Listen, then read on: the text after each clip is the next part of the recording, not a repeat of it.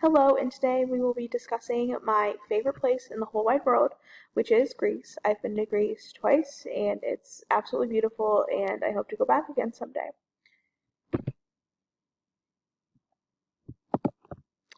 So these are some pictures from Athens, Greece. This is Acropolis. You have to climb this really big mountain to get there, and I've been there. I've done the hike twice. Each time I've gone to Greece, I've gone to Athens and seen Acropolis, and it's absolutely beautiful and breathtaking, and um, so much history there, and it's such an awesome experience. The next one is the island of Hydra. Again, I've been here twice on like a day cruise to a couple different islands. And of the islands that I've been to, this is my favorite. Hydra is a really very small island off the coast of Athens, and it's a beautiful little city.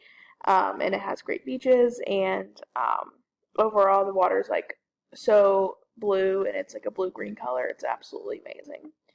The last place I want to discuss is the place I want to go to next. This is Santorini. I guess when I think of Greece, this is one of the things I think about are the white buildings with the blue roofs, and so I guess this is like the next stop I want to go to is to visit Santorini.